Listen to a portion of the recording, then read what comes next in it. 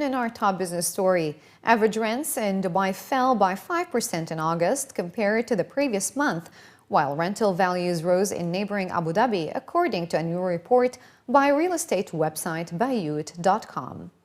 In terms of yields, Dubai's apartment rental segment stayed relatively stable in August, averaging 5.6% across all bed categories. The report added that the average rent for studio apartments in Dubai fell to 54,000 dirhams last month from 57,000 dirhams in July. Rents for one-bed units performed better, rising by 1% to 93,000 dirhams on average in August, while two-bedroom units fetched owners 142,000 dirhams in August on average, down 2% on July. Three-bed units commanded an average rent of 197,000 dirhams on average after falling 4% compared to the previous month, while rental values for the four bedrooms and above category stayed stable in August at 304,000 dirhams, according to the report. In Abu Dhabi, the apartment rental markets posted stronger numbers than its neighbor, with the average rental value registering an increase of 3% over July at 130,000 dirhams. Category-wise, rents for studio units remained stable in August at 56,000 dirhams, while one-bed units recorded an average of 91,000 dirhams, down 1%. The average rent for two-bed apartments increased by 2% to 132,000 dirhams in August, while the average rent for three-bed apartments fell 1% to 171,000 dirhams. The average rent for four and over bedroom apartments fell 5% to 235,000 dirhams compared to the previous month. The GCC's banking sector is expected to face continued slowdown in growth, deterioration of asset quality, and reduced profitability in 2016, according to rating agency Standard & Poor's. The agency stated that lower economic growth means fewer growth opportunities for banks in the GCC, adding that it expects loan growth in the region to reach around 6% on average in 2016, compared with around 10% in 2015. This slowdown, according to S&P, will persist in 2017, with growth stabilizing at around 5%. Lower oil prices mean lower liquidity, as deposits from governments and their related entities account for between 20% and 40% of the deposit base of GCC banks, and this inflow of money depends heavily on oil prices.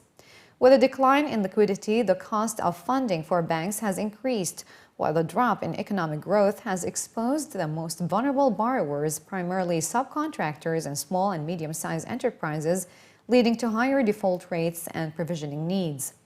On a positive note, S&P expects that the deterioration will be largely controlled and the banks have the capacity to absorb the negative impacts thanks to their strong asset quality, good profitability, and strong capitalization. Abu Dhabi Ports has reported a 77% rise in net profit for the first half of the year on the back of growth across all segments. The ports operator, which said revenue grew 20% during the period, did not provide a monetary value. The company said that growth in polymer exports and transshipments led to an 11% jump in the number of 20-foot equivalent containers handled at Khalifa Port Container Terminal in the 6 months to June, to 699,776 units from 629,941 units a year earlier, while the port handled 1.5 million units for all of last year. The launch of services by new liners, including Admiral Group, TDS, and Bay Lines, also helped to boost the container business.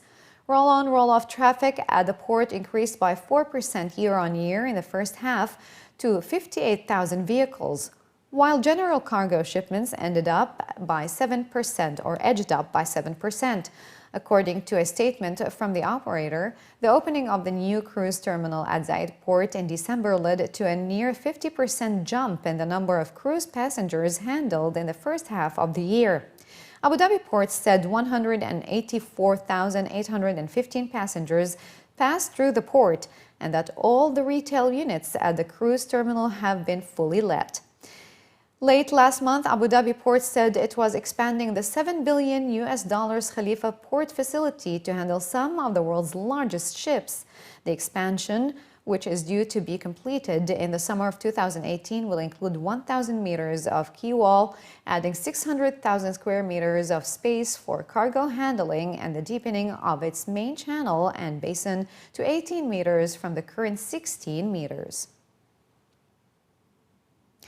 And the UAE Minister of Infrastructure Development, His Excellency Dr. Abdullah bin Mohammed bin Hayf Al Nuaimi, has announced that the UAE should be able to secure a position on the board of International Maritime Organization by the year 2017. The announcement was made during the second edition of the Maritime Academic Conference, where the minister delivered the opening remarks and highlighted the key achievements of the UAE in the maritime sector.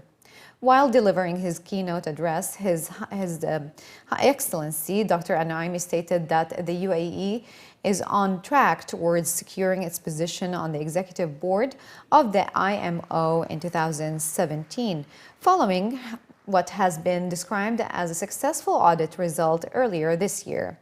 According to the minister, the preliminary findings of the mandatory IMO member state audit scheme stated that the UAE's current standing rivals that of well-developed maritime countries. The recent Global Competitiveness Index also ranked UAE 6th globally in terms of seaports structure and 3rd globally for the quality of infrastructure. The minister added that a seat in the executive board should further strengthen the UAE's global standing. The IMO is the authority responsible for all the legislation, and when you are part of the making the legislation, you are part of making decisions. And when you are within the board members, at least you know the information. You could be ready for any future checking or examination by the IMO of our ports, our authorities in the UAE. So being represented, no doubt, has a lot of value for us. The readiness is there. We have probably a great location within the worldwide industry of the maritime. We are within the Arab region. We are number 1. We are within regional. We are number 3 worldwide. We are number 6 in the infrastructure of the maritime. The two-day forum featured around 30 speakers where discussions were held related to the current challenges faced by the industry, while shedding light on best HR practices to ensure sustainability of the workforce. Higher Emiratization levels was identified among the major targets for the UAE's maritime industry. According to the CEO of Abu Dhabi Shipbuilding, they aim to increase the number of UAE nationals from the current 7% to 10% by the end of the year and up to 25% by 2020. When we talk, we don't talk only about the white colors, but we talk also about the blue colors. Within a month or so, we'll have 35 to 40 people, high school leavers, who will be part of the blue colors, who will be responsible and charge technicians and whose hands will be dirty with the oil and lubricants and who have the interest to do that one. That one will help us not only in the shipbuilding but as well as in the services. And this is how the strategy of Abu Dhabi Shipbuilding that we should encourage the Emiratis. We are proud right now. The 4 projects we are dealing with currently are managed by UAE locals. So all the 3 projects we are carrying right now are UAE locals project managers, and which was not the case before. However, to have the Emiratis, as I said, the expats, they are doing well, they are doing excellent, they did their efforts, they brought the knowledge here. However, it's our responsibility also to encourage our sons, sisters and daughters to be the part of the future leaders in the shipbuilding industry in particular and the maritime industry in general.